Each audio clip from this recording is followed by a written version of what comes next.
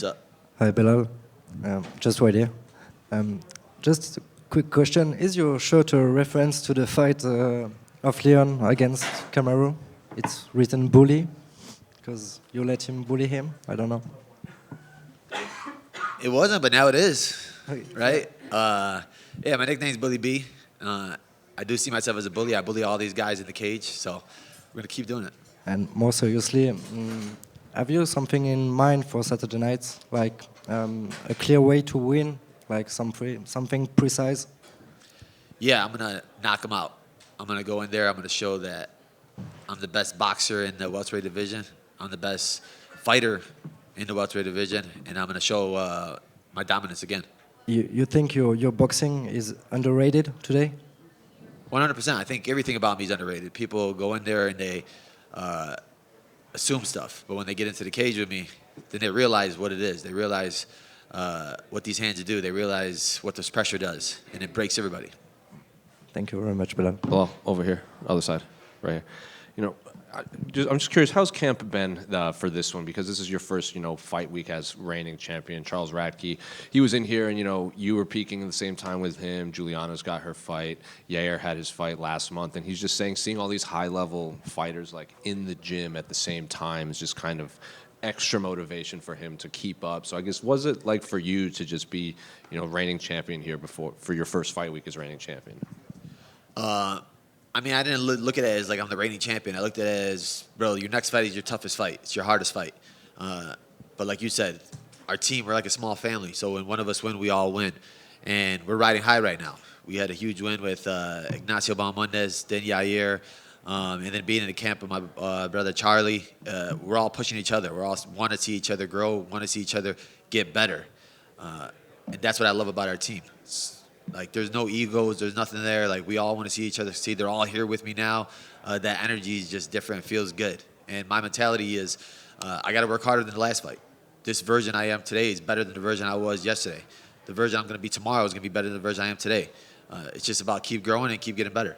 You said you're viewing this as, your next fight's always your toughest test. Do you see Jack as the toughest all-around test for you? Because you're in this unique position where you've fought in a lot of the guys already to get to the title, and now you're fighting Jack, who you didn't have history with. So I guess, is he the toughest test, or is it just that's how you have to view it?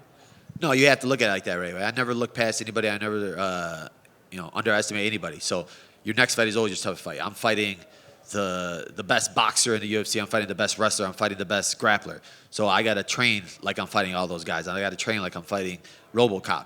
That's my mentality every single fight. And then after the fight, it would be like, all right, well, that was easy. So it's okay. Well, we'll see who's next. You said, I'm not going to shoot for a takedown. I want to show off my Canelo boxing. Jack did an interview, and he said, well, I think I can get him on the feet and the ground. I'm just the better MMA fighter all around. So this fight seems unique compared to your last one where it was kind of back and forth, bad blood, and the two of you just kind of seem to be trash-talking over skill set rather than, like, personal issues. So I guess how do you view just Jack's skill set as a whole compared to, past guys? Yeah, obviously, he's a good striker. He's got a long streak going. I think he got heart. He doesn't give up. He showed his last fight with a broken arm. He still pushed through. But the difference is he's never fought anybody like me. He's never seen somebody like me. There's levels to, like, pressure. There's levels to experience. And I've been in there, like you said, with everybody. I had to take the long road to get here. He got a shortcut. He got a shortcut to the top. And it's nothing against him, right? You can take whatever comes your way, but I think that's going to hurt him because when he's in there and, stuff doesn't start going his way and he's looking for his coaches to tell him something, his coaches, or trying to look to the past and think of what he did to adjust, there's not going to be no adjustments. Whatever he adjusts, I'm going to adjust better, and I'm going to break him. I know you've been asked this 1,000 times, so I'm not going to ask again, but is it strange that a lot of fans are viewing this fight as kind of the linchpin to two weight classes, like welterweight and lightweight? After Saturday, they can start booking a lot of fights. Is it like every interview it seems to do, that seems to be one of the prevailing questions, like, oh, what about Islam? What about Ilya? What about Shavkat? What about middleweight? So is it get annoying after a while so close to a fight? Yeah, 100%, right? But for me, it doesn't matter. Like I told all these guys, book your fights right now because I'm not leaving Saturday without the belt. And what do you make of Usman's, he's saying, like, if you guys are backstage together, you might need extra security after the issues you guys have had. Who? Kamaru Usman. The former champion on a 3-fight losing streak, I would have to be afraid of that guy with no knees and no cartilage and a big head. Man, I think I'll be fine. And what have you made of Ian? We saw you and Ian's son have a little, fun thing where he interviewed you. And what do you make of Ian's, weighing in as the backup in a possible next opponent? I mean, I think he's doing all the right stuff, right? He took that short notice fight against a guy with a lot of hype, and he won convincingly. I think for him to step up as a backup 2 weeks later, he's talking the loudest right now, especially in a division where if Shavkat's hurt, there's not a clear number 1 contender, and the loudest guy in the room is going to get the call. So I think he's doing the right stuff. I think you better hope that Jack shows up, because if he does have to step in at short notice, it's going to be a bad night. Belal, we've recently seen pictures of Hunter Campbell over in Dagestan talking to Islam, Habib in Dubai and stuff. And it seems like the vibe is they're waiting to see if you win or lose, right, if he moves up or doesn't. Is there a chance that they've made a decision to move up and challenge you without speaking to you internally? I know you guys are friends and stuff. No, I don't think they would do that. Like I talk to Habib all the time. He even messaged me the other day. So, like I said, them guys are so big about loyalty, and I'm the same way. What's the issue with you and Craig Jones going on at the moment? It seems to be a bit of back and forth online. He's talking, right? He's a character. It's always fun again. I love guys when there's a little bit of trash talk, right? When there's a little bit of build-up. Jack's not a really big talker, so let's put Craig in the press conference. I'm sure he would love to do that, brother. And then lastly, I just saw a video online. Colby Covington hid your food at the PI. I don't know if you're aware of that or if you even care, but curious what you think about Colby still throwing shots at you at this point. He hid my food. I'm not even in Vegas. That's how much of a moron he is. I don't know what he's doing. These guys are like YouTubers now. Kamaru's a podcaster. Kobe's a YouTuber. They need to do a podcast together, the biggest losers. And last one, speaking of that podcast, do you think there's a reason they haven't put it out yet? Or do you think they may be holding it in case he gets a title shot? Or is there a reason why? Did he come off worse is basically what I'm asking. No, I mean, if you're a grown man and you start crying on a podcast, and it's your podcast, and you start tearing up, why would you want to put it out there? Unless there's like a really good editor that's going to try to clear it up. But I don't think they got that much money. Belal? Right here. Ball right over here. Other side. Yeah. So what does a win mean here for you and your legacy, especially with GSP, who will be in the audience, especially in arguably his hometown? It would be huge, right? Another guy with a double-digit winning streak, and to win in Montreal in front of GSP, right? To go to the welterweight division. He's on everybody's Mount Rushmore. A guy that I looked up to, I always watched when I was younger, that you always try to be like and mimic. And just the way he did it, right? He didn't use trash talk. He didn't use any like antics to get to the top. He just used hard work, and he won every single fight, dominant. And that's what I'm trying to chase, right? That's always my next goal is to. You have to have a goal when you're a fighter, right? My first goal was the gold. Now my next goal is the GOAT. So I'm chasing him, and to be chasing him and starting here in Montreal and in front of him is going to be great. One final one for me. How has Montreal been the past couple of days? It's been amazing, man. Every single person in here, every interaction we've had with people has been great. You can just tell it's going to be great energy at the fights. The weather's been great. So excited for it, man. I just need to get some Montreal food. Well, right here. On one of the embedded episodes, Jack said he's going to beat you, and then it's retirement time, buddy, I think was his quote. For him to kind of, it's one thing to want to win the fight, all that, but for him to, I guess, have flashes of saying he wants to end your career, does that add anything extra for you? No, I just think he's not really good at trash talk, so he's like trying to get like phrases and stuff from like Craig Jones or something like that, but I'm not even close to being at the end. And if he thinks it's going to be that, it's going to be a long night for him. I think I'm going to go in there, I'm going to break him. And for him to just keep adding these little words, these little phrases, right? He's going to, I'm going to save the division, I'm going to save this, I'm going to do that. I just can't wait for him to eat his words and eat these fists. And when he says, or I know you had said before the last fight, and I think it was a little bit taken out of context, the idea of maybe if you didn't beat Leon, that would have been the end for you. Do you think that's maybe in people's heads still somewhere thinking like, once Belal loses, he's going to move on? No, it's not. We're not going to lose. We're going to continue winning. And like I said, I'm here to build the biggest and best legacy the world has ever seen. And I started young. I started late, right? I started at 23 years old. My body feels good. This is the strongest I ever felt, the best I ever felt.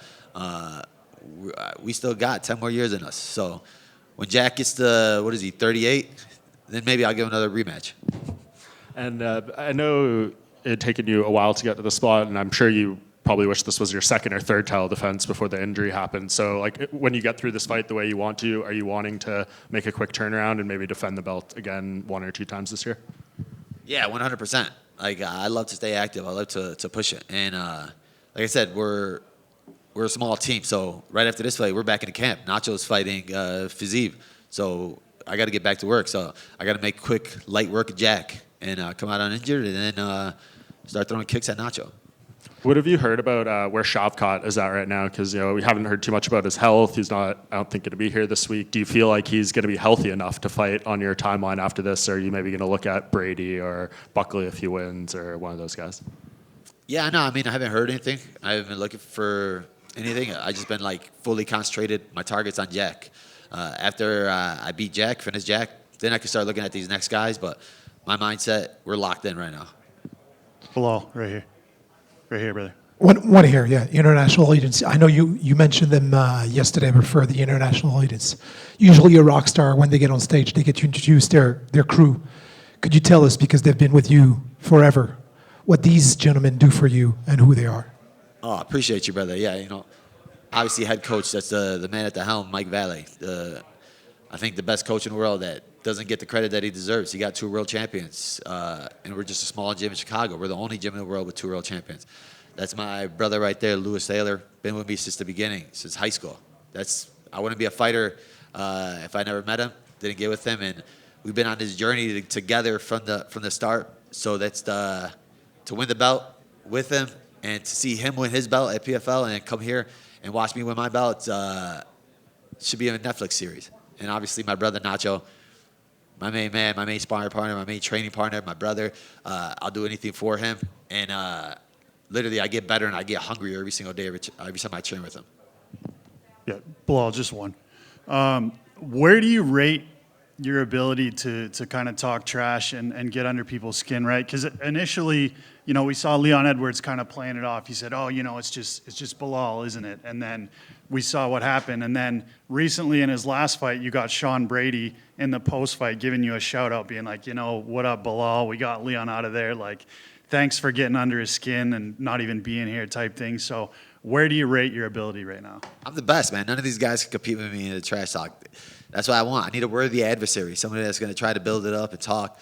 But it's just all fun to me, right? Like you said, now they're all trying to be friendly with me because they're like, man, I don't want to talk trash to him because he's going to embarrass us. So let's just keep it friendly until we get to fight night.